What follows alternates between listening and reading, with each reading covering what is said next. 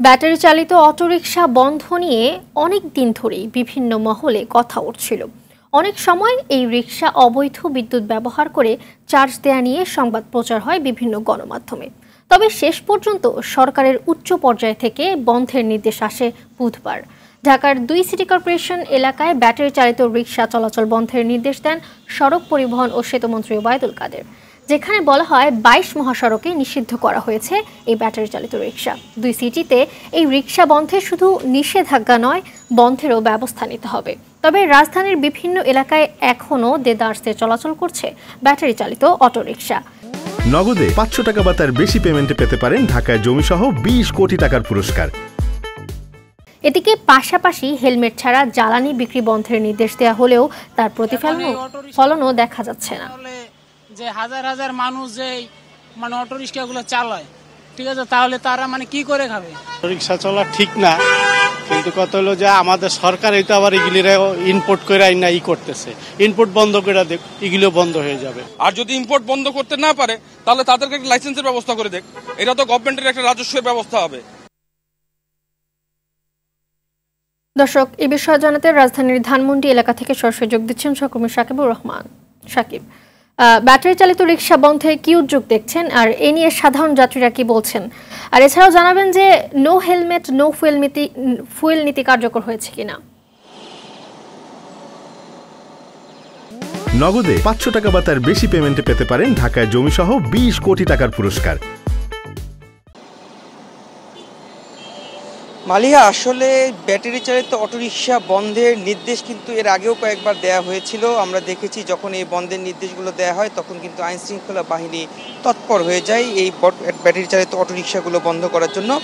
গতকালকেও কিন্তু সড়ক পরিবহন সেতুমন্ত্রী ওবায়দুল কাদের তিনি নির্দেশ দিয়েছেন ২ সিটি কর্পোরেশন এলাকায় কোনো ধরনের ব্যাটারি চালিত অটোরিকশা চলতে দেয়া হবে না, এবং সেইখানে কিন্তু সেটি বন্ধে কার্যকরী যে ভূমিকা সেটি রাখতে বলা হয়েছে আইনশৃঙ্খলা বাহিনী অর্থাৎ ট্রাফিক বিভাগকে।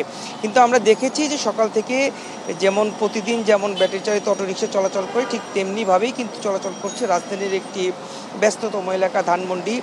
এই ধানমন্ডির প্রতিটি রাস্তাতেই কিন্তু এই ব্যাটারি চালিত অটোরিকশাগুলো চলাচল করে প্রধান যে সড়ক তার বাইরের যে রাস্তা সেগুলোতে, এবং তাদের যে নিয়ম আগে বলা ছিল যে রাত ৯টা পর্যন্ত তারা প্রধান সড়কে উঠতে পারবে না, সেই নিয়ম মেনেই তারা এখনও চালাচ্ছেন। তবে এটা নিয়ে কিন্তু মিশ্র প্রতিক্রিয়া রয়েছে, যাত্রীদের মধ্যেও রয়েছে এবং যারা ব্যাটারি চালিত অটোরিকশা চালক রয়েছে তাদের মধ্যেও রয়েছে যে তাদের একটি কর্মসংস্থানের ব্যবস্থা করতে হবে, তারপরে এগুলো বন্ধের যে ব্যবস্থা সেটি নিতে হবে। আসলে কর্মসংস্থানের ব্যবস্থা না করে এমন করে বন্ধ করে দিলে লাখ লাখ মানুষ তারা তাদের যে উপার্জন ব্যবস্থা ছিল সেটি বন্ধ হয়ে যাবে, তারা তাদের পরিবার নিয়ে চলতে পারবে না, এমনটি তারা বলছেন। আমরা পাশাপাশি কিন্তু দেখেছি যে অনেক প্রতিবন্ধী ব্যক্তি অর্থাৎ পায়ে যাদের সমস্যা তারা কিন্তু যেহেতু এই অটোরিকশাটি হাত দিয়ে কেবল চালানো যায় তারা এইভাবেই কিন্তু সেটি চালাচ্ছে।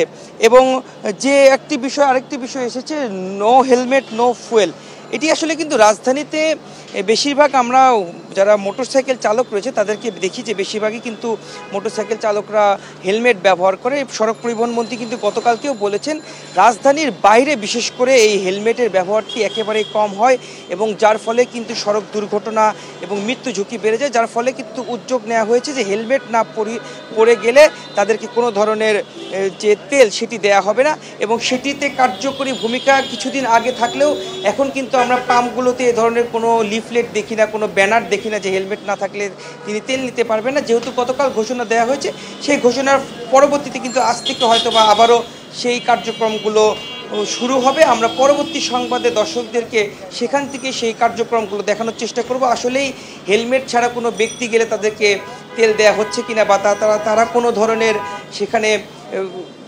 সতর্কতা বার্তা দিয়েছে কিনা যে হেলমেট ছাড়া কেউ আসলে তাকে তেল দেওয়া হবে না। তো এই ছিল আমার কাছে ধানমন্ডি থেকে সর্বশেষ। মালিহা, ধন্যবাদ আপনাকে।